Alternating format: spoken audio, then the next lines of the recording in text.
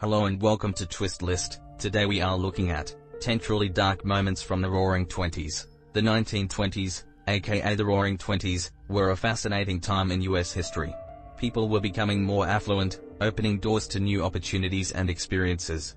Time-saving inventions also opened up free time for fun and entertainment. Radio was a favorite new pastime. People flocked to theaters to see silent movies, and toward the end of the decade, filmmakers were starting to introduce the talkies. Women worked outside the home and could finally vote. The availability of birth control devices gave women freedoms that previous generations could never have imagined. Young women bobbed their hair short, wore short skirts, smoked, drank, and generally were not as ladylike as their prim and proper ancestors had been. Cars had also become affordable to many people.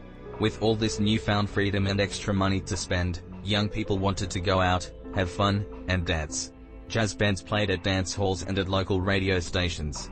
The music was so popular that 100 million phonograph records sold in 1927 alone. Things were exciting and fun in the Roaring Twenties, but where there is good, ultimately, there is also bad.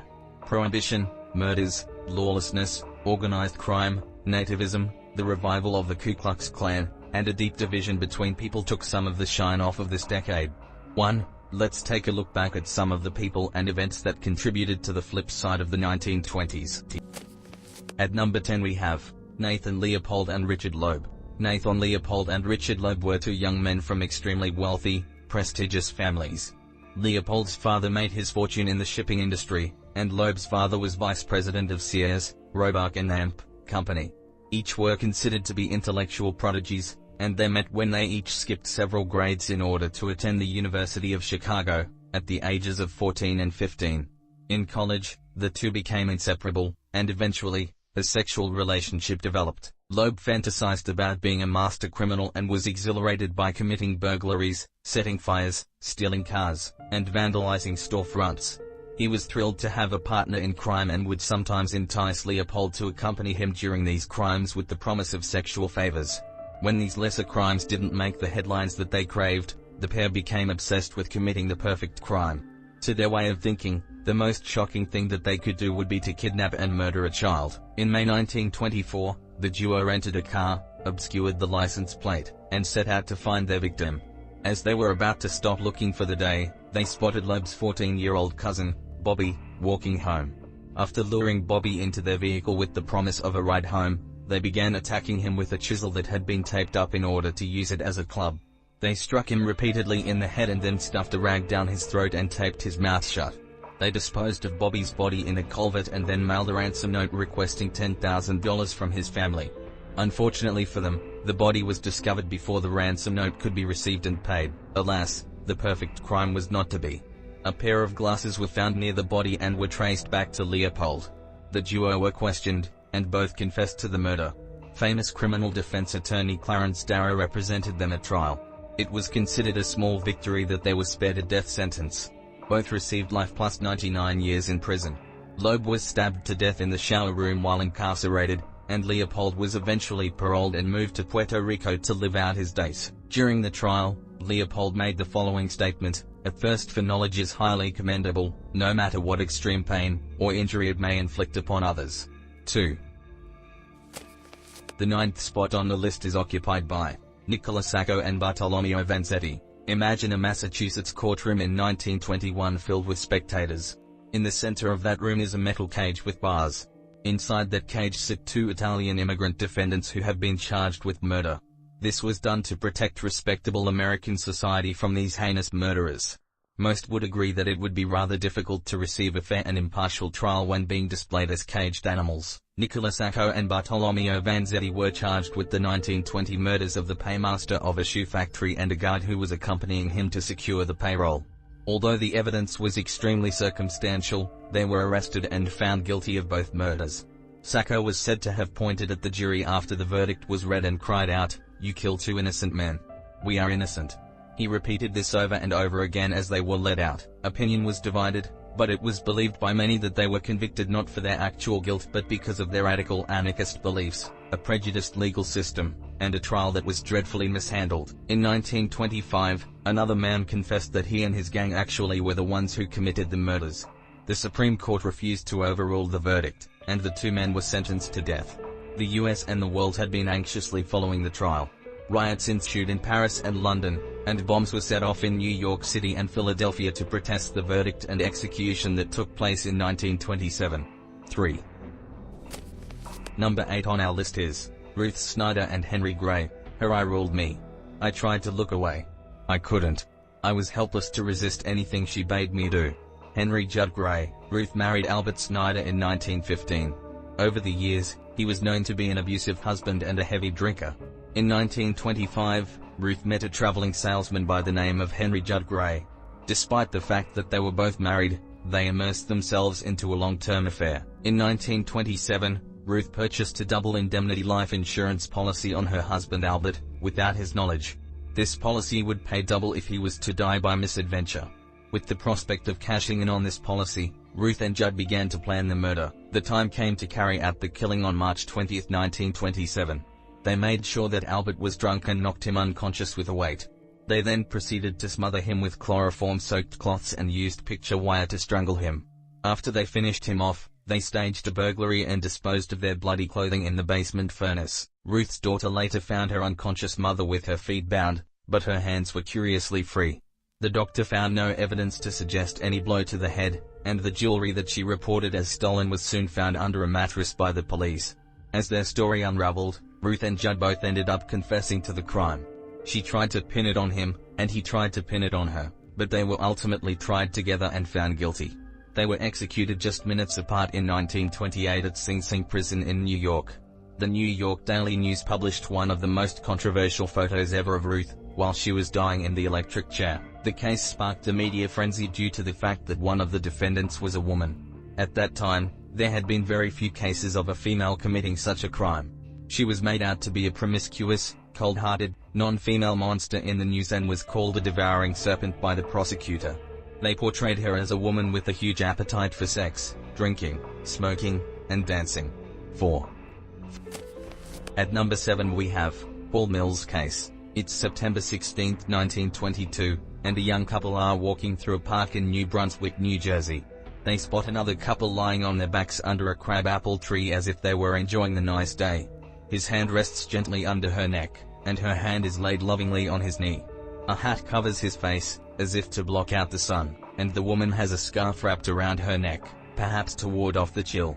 At first glance, it appears that the young couple walking by this scene are just witnessing an ordinary day. On second glance, they would soon find that it was horrifyingly different than what had first appeared. Under the hat, the man had been shot once in the head. Under the scarf, the woman's throat had been slashed from ear to ear, and the wound was filled with maggots. She had also been shot in the head 3 times. Love notes were scattered on the ground between them, and a calling card with the name Reverend Edward W. Hall inscribed on it was found propped against the man's shoe. Some reports, whether true or not, stated that the woman's tongue had been removed. The man would be identified as the Reverend Edward Wheeler Hall, who was the pastor of the local Episcopal church. The woman was identified as Mrs. Eleanor Mills, who sang in the church's choir. Reverend Hall was married to Frances Stevens, who was related to the founders of Johnson & Amp, Johnson. Mrs. Mills was married to James Mills, who served as the sexton at the church. Gossip had long linked the Reverend and the choir singer as a couple, even though both spouses claimed to know nothing about it, which is curious when you consider statements that were made during the following conversation. Mrs. Hall said to Mr. Mills, "Mr. Hall did not come home last night. Do you think they eloped?"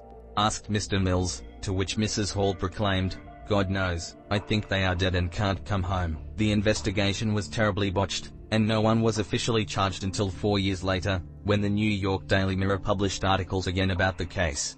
The newspaper was said to have made suggestions that the Reverend's wife, brothers, and uncle were behind the crime. The authorities, stating that they had a secret witness, brought charges against them all. The witness owned a pig farm on the road where the bodies were found.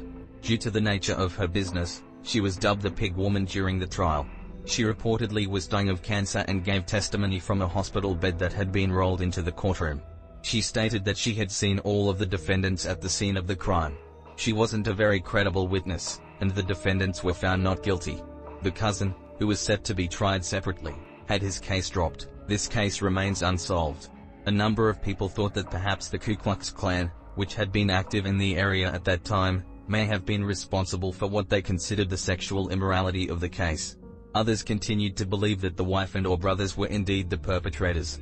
A dying man confessed on his deathbed that he was friends with one of Mrs. Hall's brothers and acted as a go-between for her and two unidentified men. He claimed the wife knew of the affair and hated him for it. He reportedly received 2 envelopes from Mrs. Hall while she was in her car, and he gave them to 2 men who were waiting in the alley. He claimed that there was $6,000 in cash in each envelope. 5. Number 6 on the list is Virginia Rapp and Fatty Arbuckle. What really happened in room 1219 of the Hotel St. Francis in San Francisco? We may never know the true story of that fateful Labor Day in 1921. Roscoe Fatty Arbuckle was a comedic movie superstar. He was considered second only to Charlie Chaplin and appeared in more than 150 silent films and directed at least 78. At one point, he was paid $1 million per year by Paramount. At the height of his career, he led an extravagant lifestyle with fancy cars, a mansion with staff, parties, and worldwide fame. Descriptions of Virginia Rapp varied wildly. In some circles, she was reportedly a model, clothing designer, and film actress who loved to travel.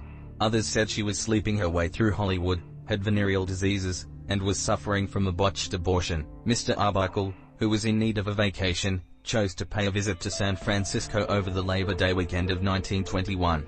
He booked 3 connecting rooms at the Hotel St. Francis, not knowing that the weekend would turn into a nightmare that would forever change his life and leave one woman dead. After spending Sunday dining, dancing, and visiting friends, an impromptu party materialized on Labor Day Monday. As the day went on, and more people showed up in his rooms, a phonograph was ordered from the hotel, and drinks started to flow, despite being in the midst of Prohibition. The party progressed, but then the story starts to get a bit fuzzy. At some point, Virginia Rapp is said to have ended up in Arbuckle's room with the door locked. When that door opened, a friend of Rapp claimed that she heard her moaning and saying, "I am dying, I am dying." Despite being examined by 3 doctors and 3 nurses and being misdiagnosed over and over again, she eventually slipped into a coma and died on September 9.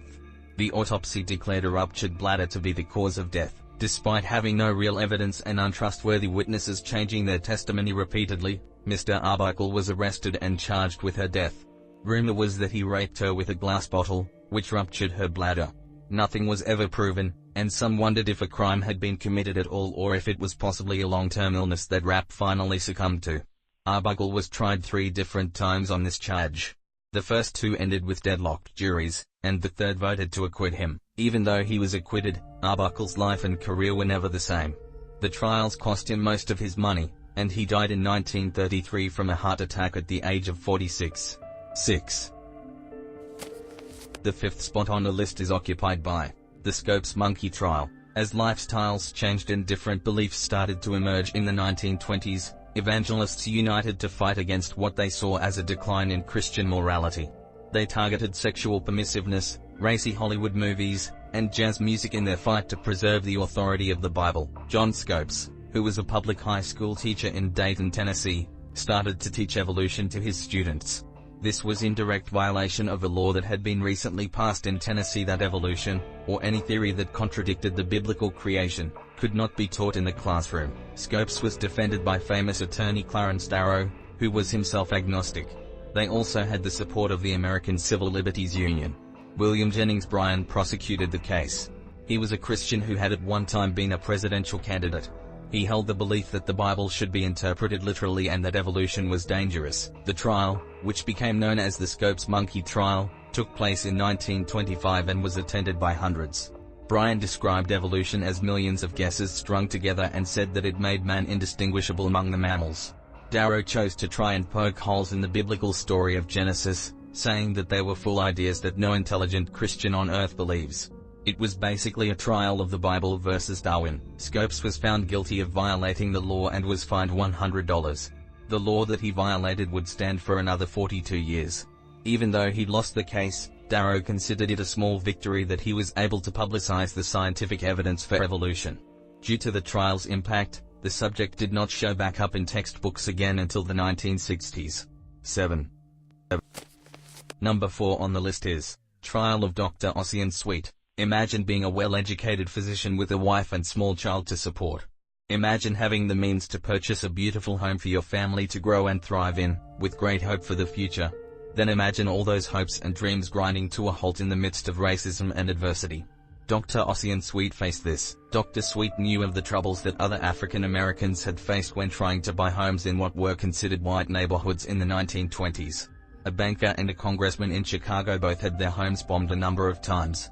Other families were forced to abandon their houses by crowds terrorizing them with guns and clubs. Some even had their homes pulled down on top of them while still inside.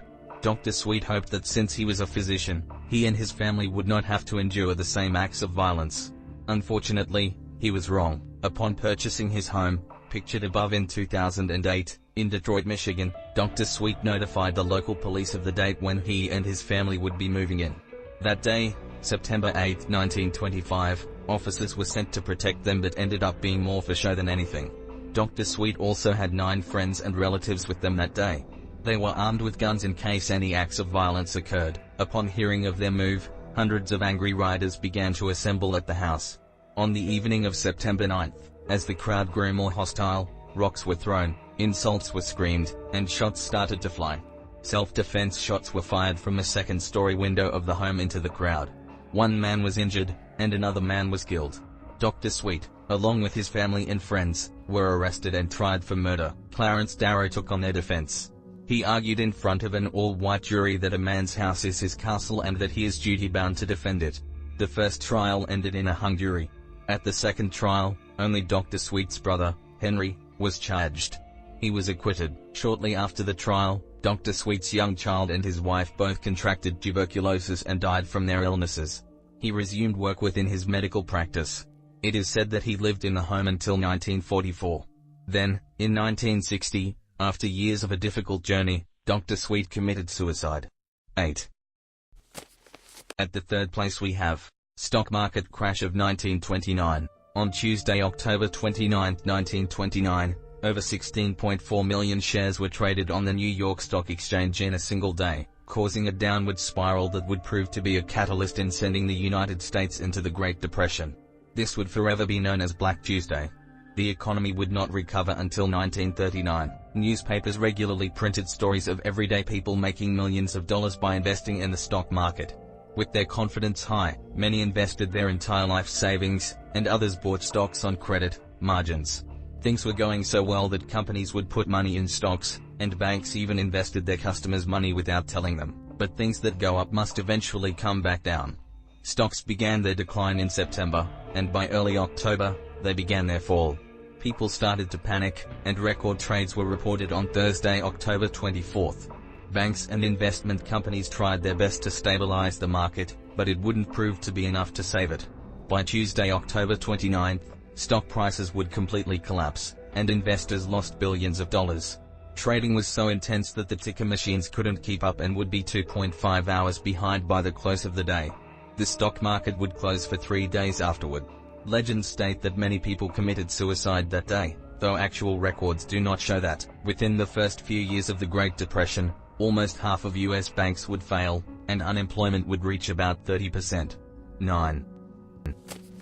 At the second spot is the temperance movement and Prohibition. Today, many wonder how Prohibition could have possibly ever happened. To understand the thinking behind what became the 18th Amendment, you have to understand the lifestyle of Americans during the time that led up to it becoming law. In 1830, women had very few rights legally and were for the most part completely dependent on their husbands for support. In many cases, women blamed their husbands' alcohol consumption for abuse and the sorry state of their lives. It was reported that people over the age of 15 regularly drank about 26 liters, 7 gallons, of pure alcohol a year. In comparison, this would be about 3 times more than what Americans consume presently. Women saw drinking as a great evil that was to blame for a long list of problems, and it needed to be wiped out. Protestant churches led the way in the fight by urging people to use alcohol in moderation or to resist it completely. The Women's Christian Temperance Union was founded and became a force to be reckoned with. People who were leading the way in the fight for women's right to vote supported the movement and made it stronger. When the Anti-Saloon League came into being, it gave even more strength to the movement and became the most successful single-issue lobbying organization in history. There were so many saloons at that time that there was reportedly one for every 150 to 200 citizens. On January 17, 1920, after many years of fighting, the 18th Amendment was born, and it became illegal to manufacture, sell, or transport alcohol. Within moments of it going into effect, numerous accounts of violence and the theft of alcohol were reported. The lawman would see that enforcing prohibition would be extremely difficult. People didn't appreciate the government trying to regulate their morality, and a new generation ignored the law altogether. Bootleggers were born, speakeasies came into existence, and gangs that trafficked alcohol became powerful. Herbert Hoover would call prohibition a noble experiment, and after losing the fight to enforce it, the law was repealed in the 1930s. 10. And finally, at number 1, organized crime and the St. Valentine's Day Massacre. You can't mention the 1920s and not speak of Al Capone and organized crime.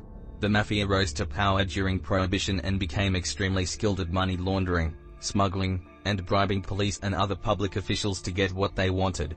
They were experts at bootlegging, prostitution, gambling, and running speakeasies where people could party and drink without worry. Chicago already had a reputation for violence and lawlessness, but when Al Capone took over from his boss in 1925, it escalated. He was determined to get rid of his rivals, and he did so at every opportunity.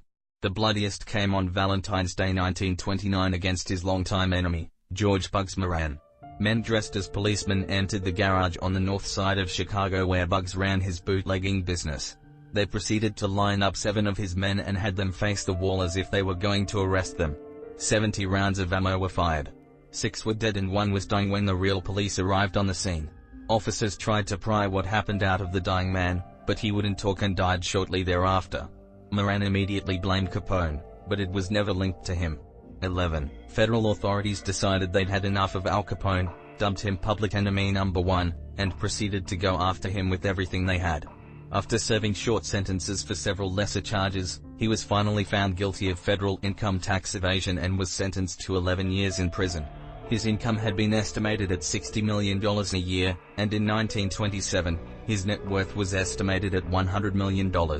He served part of the sentence in Atlanta and the rest at the infamous Alcatraz.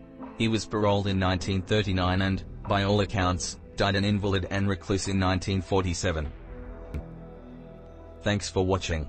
If you enjoyed this video and would like to see more, then please hit the subscribe button.